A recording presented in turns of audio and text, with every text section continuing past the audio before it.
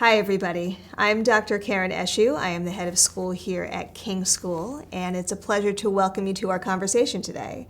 I'm here with Nina Newman, who's our Director of Admissions and Financial Access, and she's going to tell you a little bit about how our conversation about King School and also your search for your next school is going to go. Nina. Thanks, Karen. Welcome to this conversation. We talked last year at our open house about the 5 essential questions that we thought families should be asking as they looked at schools for their children.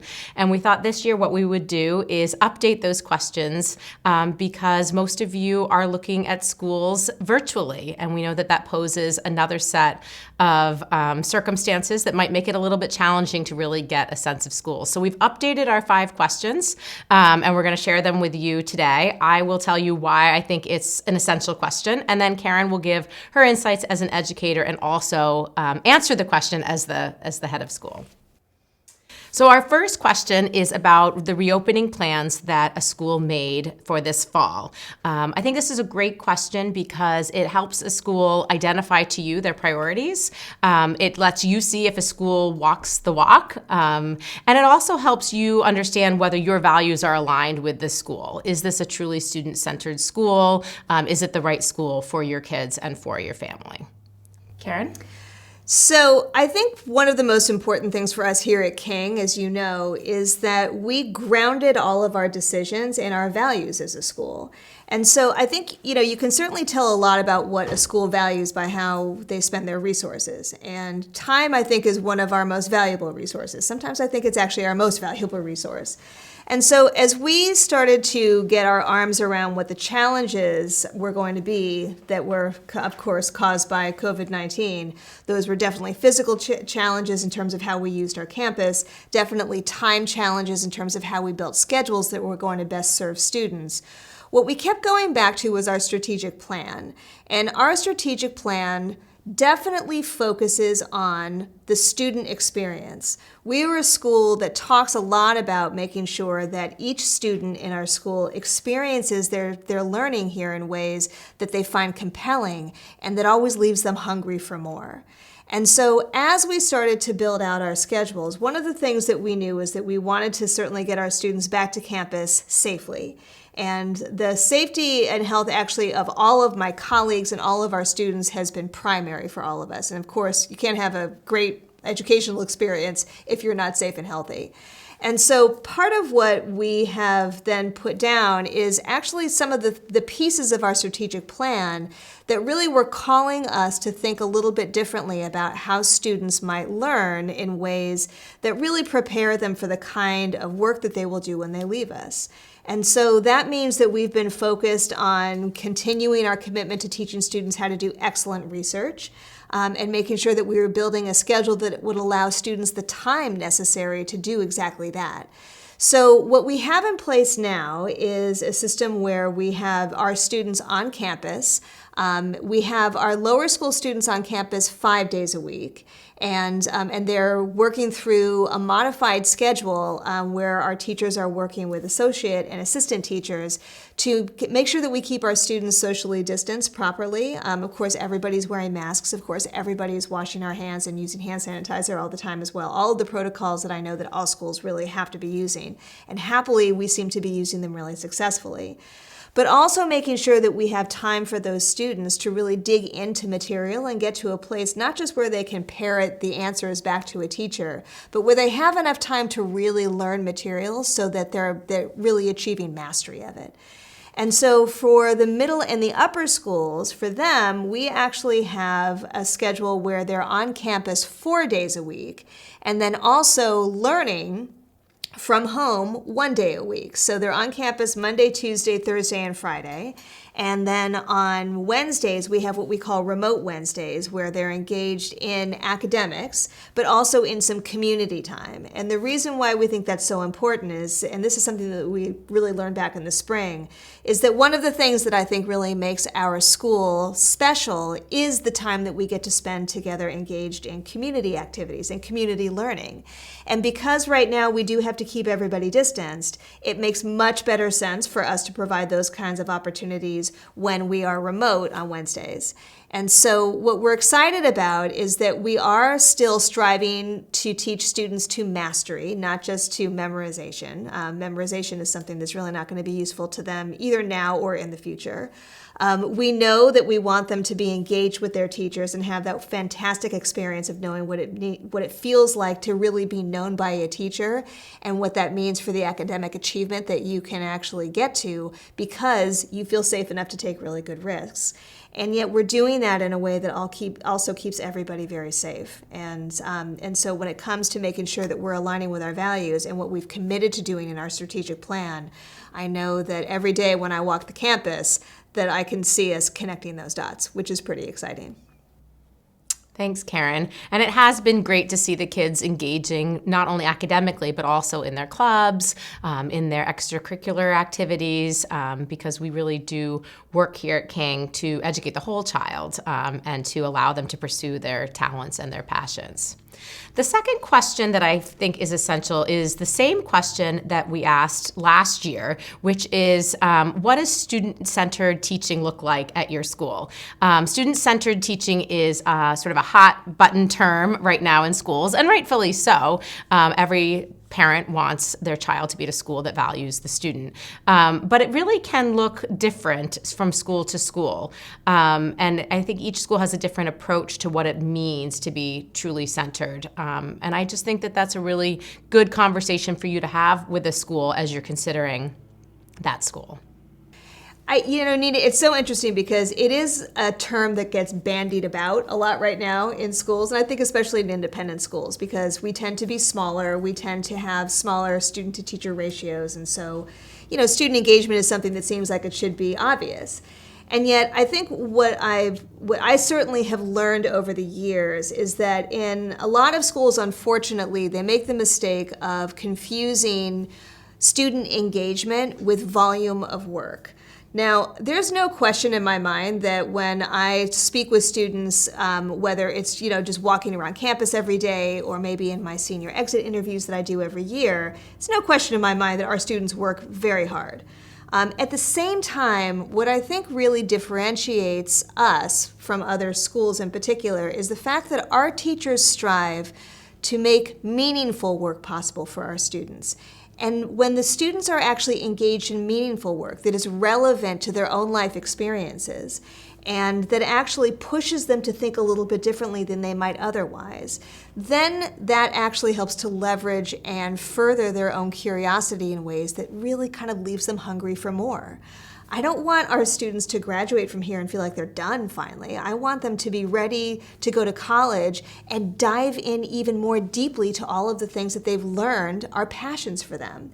And I think that student engagement really is characterized by students who can't wait to do the next thing, who can't wait to learn more, who can't wait to actually take the learning that they do here in classrooms, in places where, again, teachers know them. They're known by other students. They're surrounded by lots of different kinds of students who actually challenge them to think beyond the tips of their own noses. And actually take all that learning and go out into the world and find an internship where they can start to apply that learning, where they can work alongside people who actually do these kinds of things, whether it has to do with different kinds of scientific research or people who are researching ways to combat climate change, you name it. I want them to really want to make it matter. And so I think that at King School in particular, when we talk about student engagement, there's no question that it starts with the foundation between the student and the teacher and the relationship that they build. But it also has to do with creating these dynamic learning experiences for students that challenge them not just to do a lot of stuff, but to actually get to a place of true understanding of the material so they can start to make meaning of it. Because when learning is meaningful, it actually maintains its relevance in ways that keeps students excited and, again, pushes them to want to go further. And that, to me, is exactly what we're striving for every day. Thanks, Karen. You know, last year we asked, the third question that we asked was about grit and resilience and how kids can develop that at school. And I think that at this point, most of our students have already had to develop grit and resilience. So what I've done is updated my third question. How do we teach kids to take care of each other and take care of themselves? And I think that's really important because different schools take a different viewpoint on that, whether it's the school's responsibility to teach students this or whether it's the family's responsibilities to do that, or a partnership between the two schools. And when we have kids heading off to college after their time at King, we don't want them just prepared academically and just to get into great schools. We want them to be ready to thrive at those schools, to be ready to take advantage of the resources and the opportunities at those schools. So I think it's a really great question to ask. Beyond grit and resilience, how do we teach kids to take care of themselves and take care of each other? Yeah, I think this is such an important question, and it's one that I think has been certainly at the forefront of our conversations here at King about how we're going to continue to build program around this. I think that, in particular for our students right now, there are obviously just a myriad of stressors that are out there for them. And those stressors actually have been there for a long time, but they've been compounded by the challenges of the coronavirus. And so I think that for right now, the place that we will always continue to start when we think about students' wellness is with the relationship piece. Because again, it's the relationships that students have with their teachers and with each other that puts them in the best position to learn. And not just academically, it actually also puts them in the best position to learn about themselves as individuals, both as learners and as humans. And then also about the ways in which they can get to know themselves well enough that they can start to even think strategically a little bit about what it means to stay well. Now, I'm a firm believer in making time to teach students how to do this. And as I had said earlier, I've always believed that time is our most valuable resource. And I think unfortunately what tends to happen in schools sometimes is that when we talk about wellness, we'll say things like, well, we do academics and we do arts and we do athletics. Oh, and then we also do wellness. And what ends up happening is it just becomes one more item on a really long to-do list for the students. And that means that it can be compartmentalized and sometimes just ignored because you just don't get to it on your list. At King School, it's our goal always to embed this kind of teaching and learning for the students into our program. So that means in the life of the school. So for example, when our students are in homeroom, if they're in the lower school, and they start every day with a morning meeting in their rooms, whether it's the middle and the upper school students who are starting an advisory group, the idea is that we start from a place of, how are you doing? Now, I think that we all know that in the current times, when somebody says to you, how are you doing? This is not a throwaway term. This is not chit-chat. Usually, we're actually asking the question in a very authentic way. How are you doing? And for students to be asked that in a small group experience, and to know that their teacher really wants to know, and that actually all the other students want to know as well, provides a place to be safe enough to say, you know what, I'm struggling right now. And I'm really not quite sure what to do next. It provides an opportunity for advisors to work with that student themselves. It also provides an opportunity for an advisor to say, you know what, you might want to talk to the counselor. You might want to actually go and talk to your coach about this. There's so many ways that we can teach students how to ask for help in ways that will really keep them whole and really keep them healthy.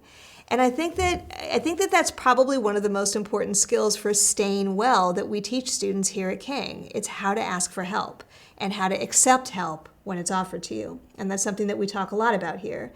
When we think about teaching our students about the skills that they're going to need to be healthy humans going forward, we want students to be able to develop habits here that are lifetime habits for keeping themselves healthy.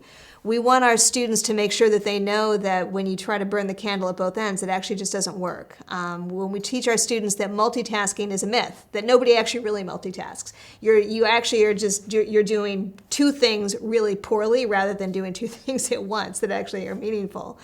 And when we actually take time for students to reflect on that, to try out different practices, it could be mindfulness. I know that mindfulness has been in the news a lot with the rise of COVID and the stress that everybody is under. But actually even understanding the scientific basis of mindfulness and why we know from all the research now that mindfulness actually can retrain us to think differently and feel differently. We can't control everything in the world. We all know that. And I think that's something important for our students to learn as well. They can't control for everything. But what they can control for is their response to things. So it could, and controlling for their response could mean, the stressors of the current situation given coronavirus. But it also could be about how you respond in an appropriate way to a bad grade on a test, and what it means to go back to the teacher and ask for help on that, and what it means to ask your parents for help when you're struggling, what it means to ask your friends for help, and what it means to offer help when you see somebody.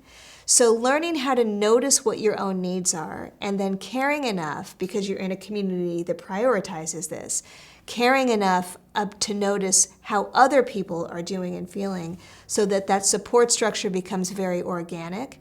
That is something that I hope that our students from King bring with them to college and share with other people, bring with them into their workplaces later on, so that they can actually bring this gift of a healthier community and culture with them, because that's actually what keeps us whole. Thanks, Karen. Question 4 is a repeat from last year. It is, what is the school's philosophy on diversity, equity, and inclusion? And it might seem like a timely question right now, but I think it's actually a timeless question. I think that it really allows a school to describe the heart of their community and the quality of their education program. Yeah, and there's no question that, and we've really been dealing with kind of twin pandemics over these last few months. We've been dealing with the difficulties that have come with the coronavirus. And then, this summer we also saw a real reckoning happening in this country around racial injustice in particular. And so at King, happily, we have been engaged in these conversations for quite some time. It's part of our ethos as a school. We have a commitment to being as diverse as possible, which means representation of lots of different kinds of folks from racial and ethnic backgrounds, different class backgrounds, religious backgrounds, political perspectives, all of it.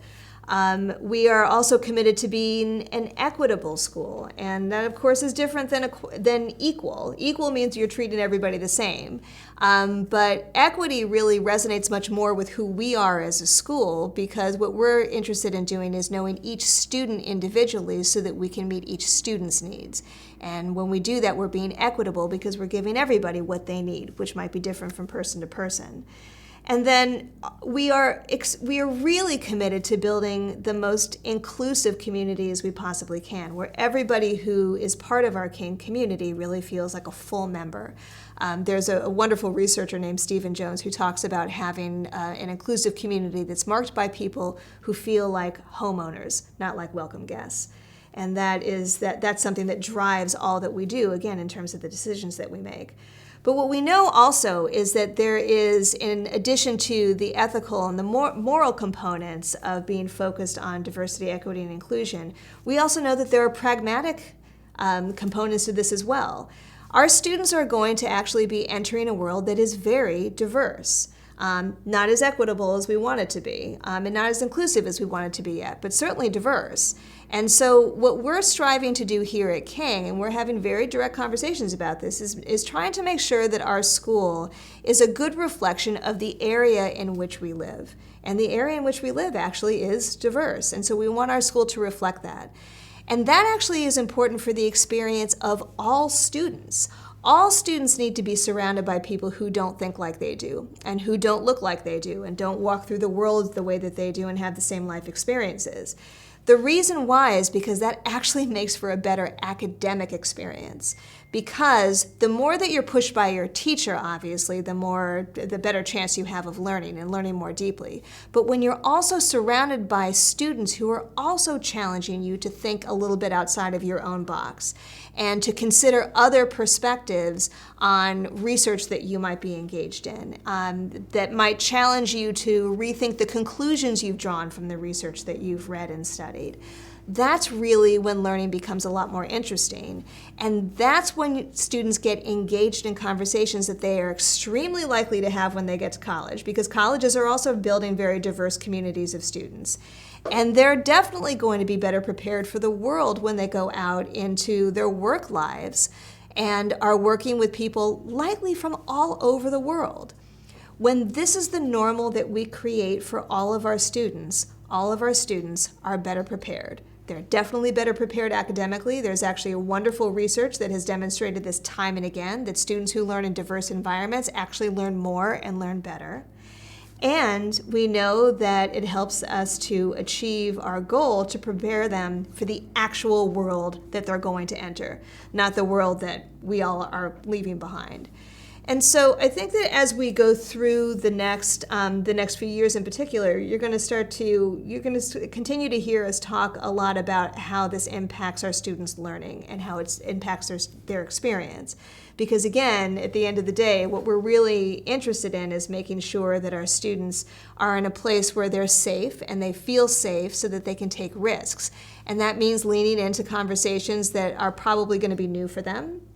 And sometimes might even be a little bit uncomfortable. But you know what? Learning is supposed to be uncomfortable. If you're comfortable all the time in school, you're probably not doing it right. And we need to make sure, though, that students feel like they're being held and that they actually are amongst people who care enough about them to let them learn. And that includes making some mistakes along the way. So that they're best prepared for the work that they will do when they leave us. And again, when our students go into the world with these skills and start to share them with others, they'll make their colleges better places. They'll make their jobs better places to work as well. And in doing so, and I realize this can sound a little bit Pollyanna, but I really believe this sincerely, it actually helps to make the world a better place. And so at the end of the day, that's really the job that we try to do here at King every day, is create kids who just can't wait to make the world a better place. Thanks, Karen. The last question I have is, if you could have visited the school a year ago, what would you have seen and what would you have heard? Now, all of us schools have updated our websites, we've created virtual tours, we've tried to create a virtual experience, a window into our world. But nothing compares to actually being in the building. What do you hear? What do you see? I know when families have visited King and they are, just waiting for their appointment to start, they've seen kids congratulating each other on college acceptances. They've seen kids support each other and seen kids have one-on-one conversations with their teachers. And that's really helped them really get a sense of the community here at King. I also think it's a great question because it's interesting to know whether a school is going to sugarcoat for you and just tell you it's utopia, or are they going to really tell you about what it's like to be a student at their school and what are the highs and what are the lows. So that my last question is, if I could have visited last year, what would I have seen and what would I have heard? How would you answer that, Karen? So when I think about what anybody would have seen and heard last year, obviously, pre-COVID, I'm going to start with this. You would have heard a lot of laughter, quite honestly. This is a school that actually is infused with a lot of joy. And, the way that I've often described it to friends of mine who haven't been to the school before is that, this is a place where we take our jobs very seriously, whether we work here as colleagues or whether we're students here. At the same time, this is also a group of folks who don't take ourselves too seriously. And what that means is that we're open to the fun of working hard. We're open to actually embracing challenges and sometimes even the mistakes and failures that come with them as ways to become better versions of ourselves. And so understanding that hard work is to be enjoyed and cherished is something that I actually see running through here all the time.